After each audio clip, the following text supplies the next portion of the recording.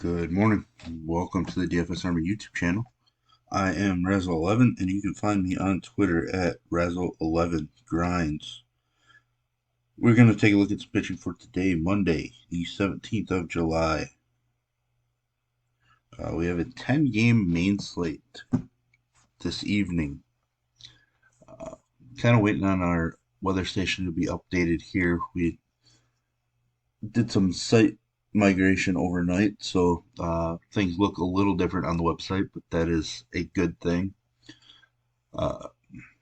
Initially, I don't think I see much for weather. There's a little weather issue in Pittsburgh, pretty small, but nothing to worry about as of yet. So let's jump in. Shane McClanahan coming off the IL.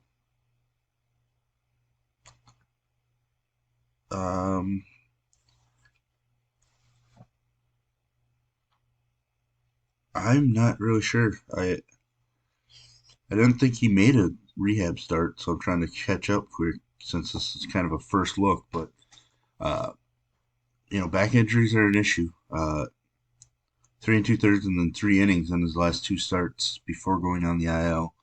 You can clearly tell something was wrong. So hopefully he's had some time to figure it out. But going against Texas, I'm not really in the game of picking on Texas with pitching right now, especially when Texas is at home. So McClanahan's an easy fade for me at this point.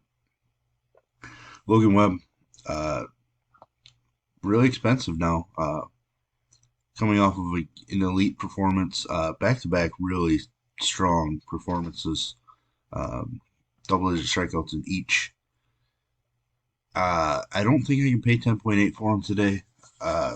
Definitely worse on the road. I would guess that this game total is in the double digits, and if I look, yeah, it looks like it's sitting at 10 right now. Just a lot to wonder about. Uh, right now, I'm going to leave him just on the outside looking in of my pitcher pool. Cincinnati's offense has been struggling. They did strike out quite a bit against Corbin Burns, so there is upside here. I'm just not excited about using Logan Webb on the road at this point, but uh, I would say that he's kind of on the outside looking in until we can dig in later in the day and make final decisions. Jesus Luzardo, one of my favorite young arms in the game, dominated St. Louis the first time he faced him. Hasn't been as good on the road, uh, so there is some question marks there. But he has not allowed more than 2 earned over his last five, with 8 or 9 strikeouts in 4 of his last five. Uh, Pitching just phenomenally. Uh, St. Louis is a minus 120 favorite, but I do like Luzardo's upside. Uh, I would say he's in a little better situation than Logan Webb, but it's close. Luzardo isn't the greatest on the road, so we do have to be careful there. Plus, we have these next two pitchers who I think are in great spots in Logan Gilbert taking on the strikeout happy Minnesota Twins. Um, Gilbert should get us around a K per inning, maybe a little up above that with the matchup. Hasn't been as strong at home, which is kind of shocking. 2 earned or less in 4 of his last 5 starts. Trending well. His 2 July starts have been phenomenal. He is a favorite. Seattle is a minus 130 favorite in this matchup. Game total of just 7 right now. Going to the other side of that, Sonny Gray hasn't been as strong on the road, but still pretty solid. Just not getting wins. My worry is obviously him just throwing 80 pitches, for no random reason. He's coming off a pretty rough start, but that was 9 days ago, so well rested. One thing to point out: both teams are just extremely strikeout heavy. So both pitchers have such upside. Gilbert is in the better position. I think he has more K ability overall. But Sonny Gray did flash 13 strikeouts earlier this season against Houston. Uh, so it's not out of the realm of possibilities that he strikes out 10. but I would lean Gilbert. But both Gilbert and Gray are probably right at the top for me, and most likely for most people tonight. No thank you on Curry. I don't know why he's so expensive. Gray Rod, I wonder how he probably say right here. Yeah, he's been phenomenal in AAA. Uh, Absolutely phenomenal. Problem is he's taking on the Dodgers today, so I don't, I don't really think we can go there. I don't want to go there. His issues, his first time up were the home runs, so I'm not really going to be taking on pitchers against the Dodgers, but I am interested to see how well he performs in his return. Uh, this is the guy that coming into the season was the number one pitching prospect in all of baseball, so uh, the ability is definitely there. Griffin Canning was solid against the Yankees the first time, not spectacular or anything. Um, his underlying numbers at home have been really good. There's just some random mistakes that come in for some bigger numbers. He hasn't been phenomenal over his last couple starts. Went into Coors and just dominated. But the big thing that stands out to me is the Yankees are coming out of a series in Coors for this game. And I think that helps Canning a little bit. So I am intrigued. Um, but right now I would put him in with Logan Webb as just guys that are slightly on the outside looking in. Canning is a minus 125 favorite.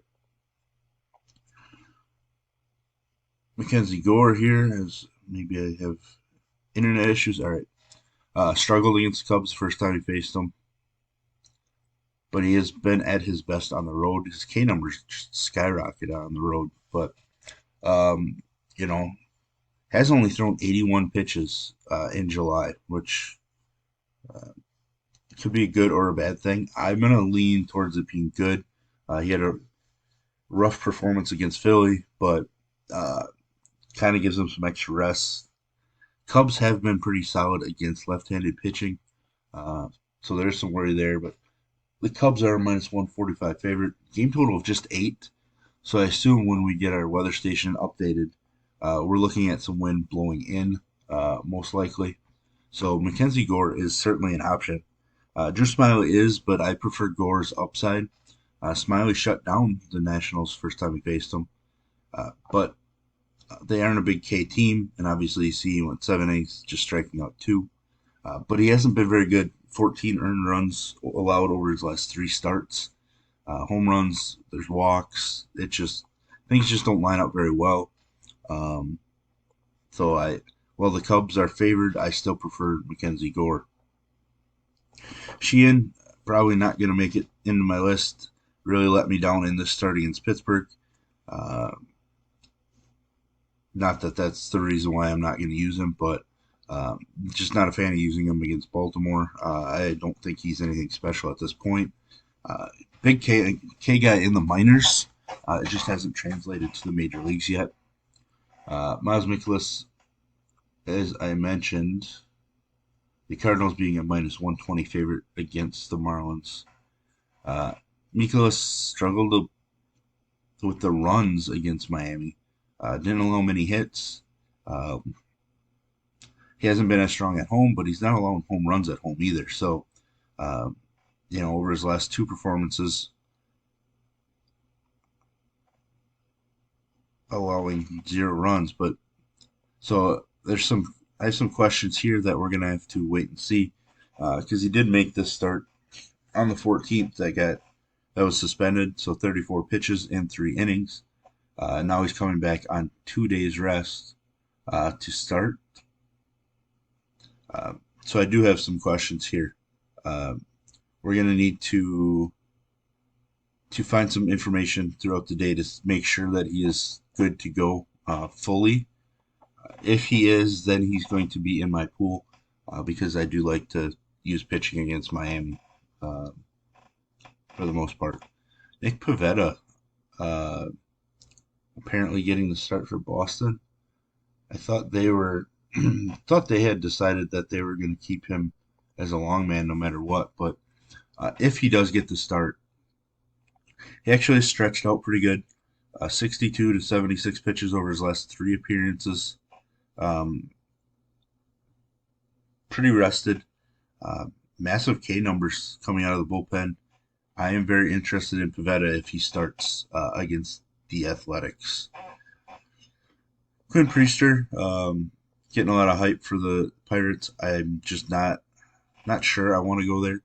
I like it because Cleveland is not a powerful opponent.